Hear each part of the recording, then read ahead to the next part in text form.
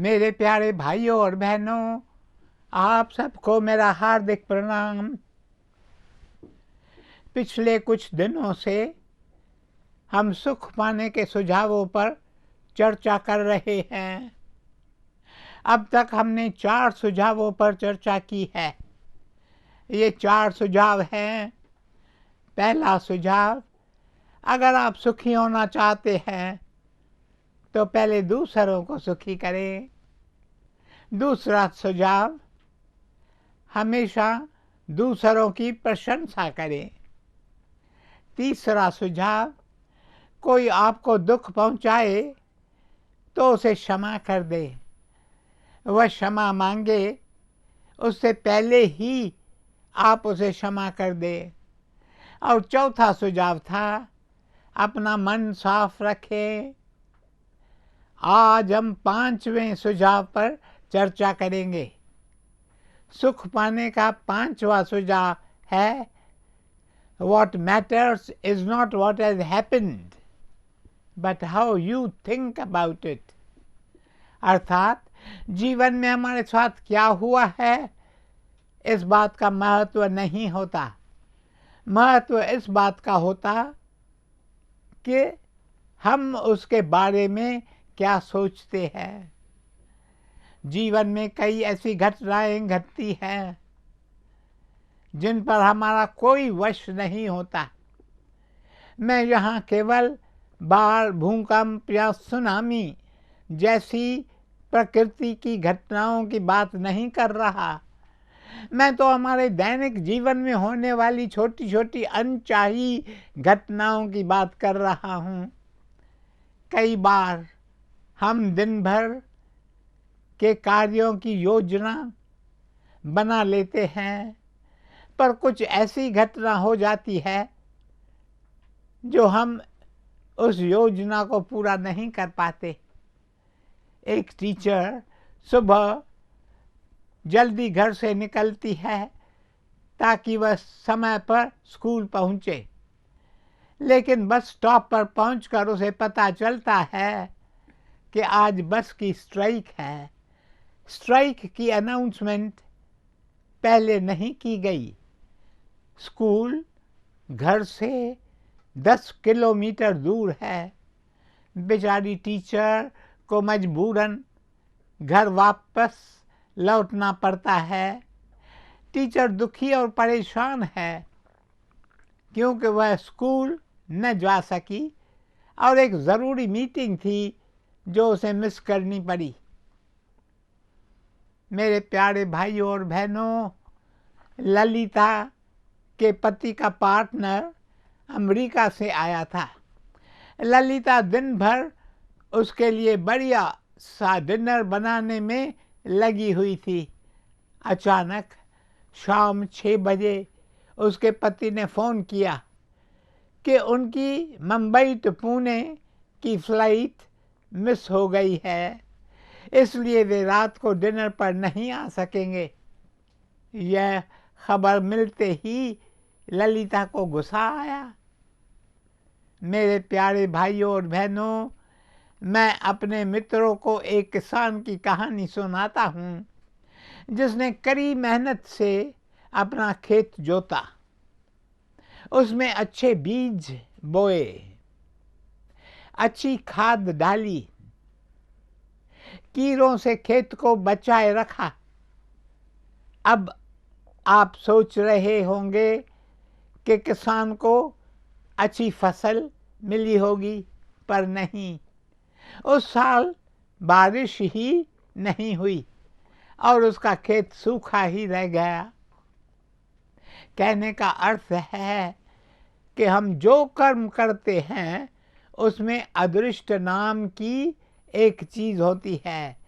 कई लोग इसका गलत अर्थ निकालते हैं और इसे दुर्भाग्य कहते हैं, पर यदि इसे सही ढंग से पढ़ा जाए तो ये प्लस दृष्ट, अर्थात वह जो दिखाई न दे, जो अनजाना हो, जिसे हम जान नहीं सकते।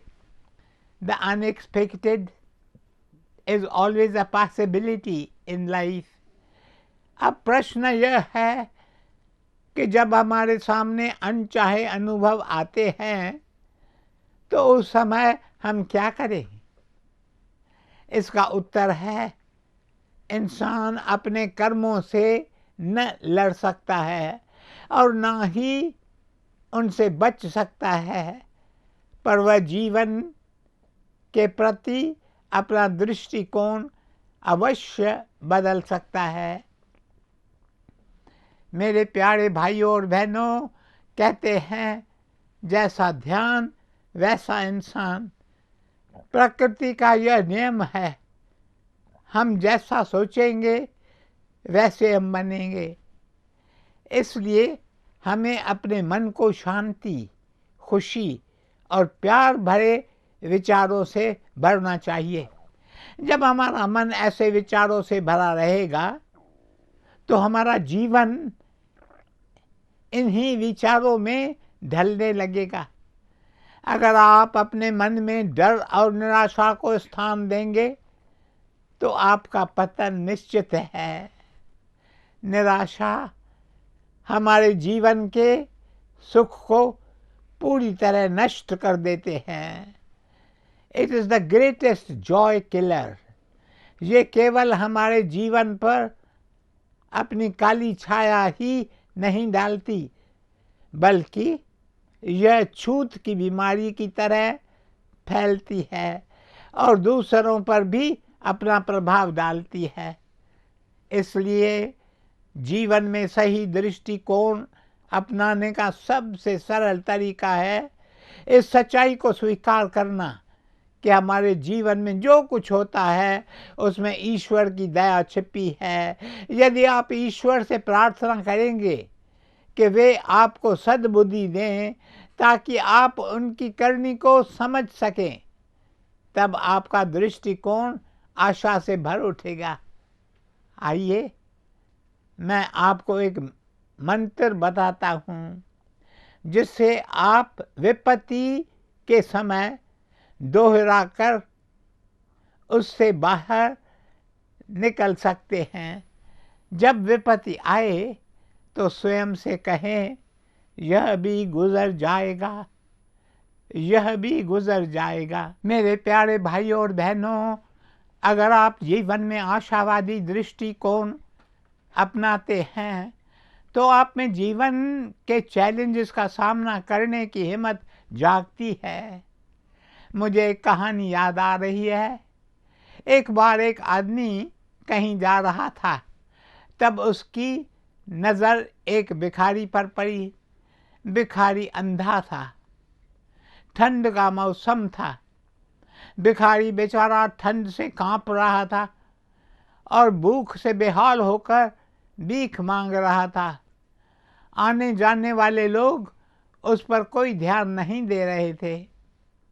यह देखकर आदमी को ईश्वर पर क्रोध आया और वह ईश्वर से बोला, तुम कैसे पिता हो?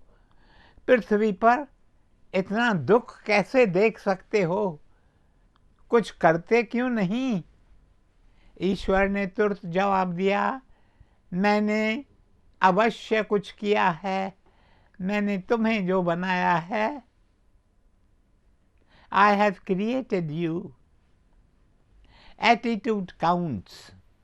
बात नजरिए की है।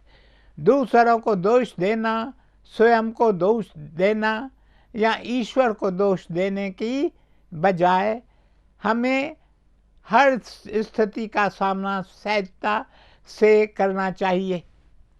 कई वर्ष पहले भारत में जब गोल्ड कंट्रोल एक्ट लागू किया था तो यह खबर सुनकर एक ज्वेलर तो हार्ट अटैक से मर ही गया।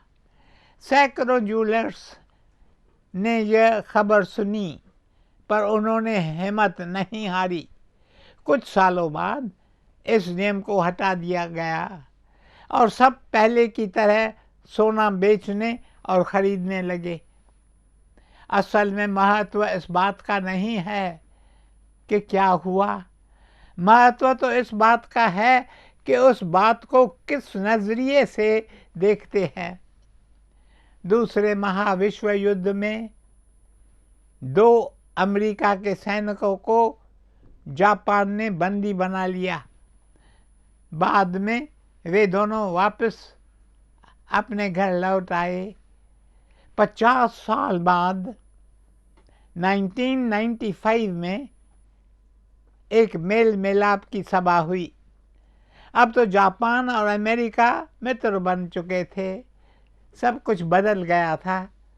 उस सभा में उन दोनों सैनिकों में एक ने दूसरे से पूछा, जिन्होंने तुम्हें जंग में बंदी बनाया था, तुमने उन्हें माफ कर दिया? दूसरे ने दांत पीस कर कहा, नहीं, मैं उन्हें कभी माफ नहीं कर सकता। इस पर पहले ने शांत स्वर में कहा, फिर तो तुम अभी तक उनके बंदी हो। मेरे प्यारे भाइयों और बहनों, धम्मपद में महात्मा बुद्ध की शिक्षाएं दी हुई है। धम्मपद इन शब्दों से आरंभ होता है, हम वही हैं जो हम सोचते हैं। हम जो भी हैं वो सब हमारी सोच से ही निकलता है। हम अपनी सोच से अपना संसार बनाते हैं। इसलिए हमें इस बात का सदा ध्यान रखना चाहिए कि हमारे विचार अच्छे और पॉजिटिव होने चाहिए। हमारा दृष्टिकोण सही, आशावादी और मैत्रीपूर्ण होना चाहिए। दृष्टिकोण में एक शक्ति होती है जो इंसान के जीवन में बहुत महत्व रखती है। जब विलियम जेम्स को, एक फिलॉसफर थे, उनसे पूछा गया कि इस पीढ़ी की सबसे महान खोज क्या है, तब उन्होंने कहा, इस पीढ़ी की सबसे महान खोज यह है कि by changing our attitude we can change our life. दृष्टिकोण के परिवर्तन से हम अपने जीवन में परिवर्तन ला सकते हैं। उन्होंने अपने जीवन का अनुभव बताते हुए कहा, एक समय था जब मैं जीवन से पूरी तरह निराश हो गया। तभी मुझसे किसी ने कहा, विलियम, तुम अपना दृष्टिकोण बदलने की कोशिश करो। तब मैंने सोचा कि केवल एक दिन मैं अपना दृष्टिकोण बदल कर देखूंगा। मैं देखूंगा दृष्टिकोण बदलने से क्या सचमुच कुछ हो सकता है। और मैंने देखा दृष्टिकोण बदलने से फर्क पड़ता है। फिर वह दिन भी आया जब विलियम ने लोगों से कहा कि दृष्टिकोण बदलने से इंसान का जीवन ही बदल जाता है। मेरे प्यारे भाइयों और बहनों, जिस इंसान का दृष्टिकोण सही होता है वह हमेशा जीवन के उज्जवल पहलू को ही देखता है। He is an optimist. वह हमेशा आशावादी होता है। निराशावादी लोग हमेशा सोचते हैं कि उनके साथ कुछ बुरा ही होने वाला है। मैं आपसे कहता हूँ, यदि आप सोचेंगे कि आप फेल होने वाला है, आप फेल होने वाले हैं, तो आप सचमुच फेल हो जाएंगे। अगर आपको गरीबी से, बीमारी से या फिर एक्सीडेंट से डर लगता है, तो याद रहे आपके जीवन में इन बातों के होने की पूरी संभावना है। मुझे यहाँ 20वीं सदी के महान साइकियाट्रिस्ट डॉक्टर कार्ल मेनिंजर की बात याद आ रही है। उन्होंने कहा, attitudes are more important than facts. Attitudes are more important than facts. अर्थात सत्य से ज़्यादा दृष्टिकोण महत्वपूर्ण होता है। आप बीमार हैं, यह सच है, या आपकी नौकरी छूट गई है, पर ऐसी हालत में आप क्या सोचते हैं, इस बात से बहुत फर्क पड़ता है। सच चाहे जो भी हो, पर उस पर आप कैसे रिएक्ट करते हैं, इसका बहुत महत्व होता है। इसलिए वर्तमान में जीना सीखो। आप आजीवन अच्छे भविष्य के आने का इंतज़ार तो नहीं कर सकते। वैसे भी ये ज़रूरी तो नहीं कि आने वाला कल अच्छा ही हो। हम में से कई लोग हमेशा हालात अच्छे होने का इंतज़ार करते हैं, फिर नतीजा यह होता है कि जीवन में हम न कुछ कर पाते हैं, न ही हम कुछ प्राप्त होता है। हमें जीवन के साथ चलना चाहिए और सदा आगे बढ़ते रहना चाहिए। आज से ही शुरू करें। जो गुजर गया उस पर रोने से या आने वाले कल के बारे में सोचने से कुछ नहीं होगा। बीते को चितवो नहीं, आगे करो न शोक। मेरे प्यारे भाइयों और बहनों, एक बार एक आदमी एक स्थान पर पहुंचा जहां कुछ मजदूर काम कर रहे थे। तब आदमी ने तीनों मजदूरों से एक प्रश्न पूछा, तुम क्या कर रहे हो? उसमें से पहला मजदूर गुस्से से बोला, दिखाई नहीं देता कि मैं पत्थर तोड़ रहा हूं। दूसरे ने अपने माथे का पसीना पोंछकर कहा, मैं अपनी पत्नी और बच्चों का पेट भरने के लिए काम कर रहा हूं। फिर तीसरे ने उस आदमी की ओर देखा और मुस्कुराकर बोला, मैं यहाँ सुंदर मंदिर बनाने में मदद कर रहा हूँ। इन तीन जवाबों में से आप स्वयं सोच सकते हैं कि इन तीन मजदूरों में से कौन सा मजदूर जीवन का आनंद उठा रहा था। एक बार एक आदमी बगीचे में गुलाब के सुंदर फूलों को निहार रहा था। उसके साथ उसका मित्र भी था। आदमी ने अपने मित्र से कहा, ये फूल कितने सुंदर हैं। मित्र ने आह लेकर कहा, पर कितने दुख की बात है कि गुलाब के फूलों को कांटे होते हैं। इस पर आदमी ने अपने मित्र से कहा, अगर मैं तुम्हारे स्थान पर होता तो इन कांटों के बीच गुलाब उगाने के लिए ईश्वर का आभार मानता।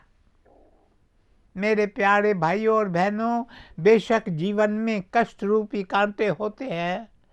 दुख, कष्ट, तकलीफें हमारे जीवन को निखारते हैं। हमेशा जीवन में सफलता, लाभ और खुशी तो नहीं हो सकती। और यह सोचना कि जीवन केवल समस्याओं से भरा है तो वो भी मूर्खता होगी। इसलिए जीवन जैसा है उसे वैसा ही स्वीकार करना सीखो और जियो।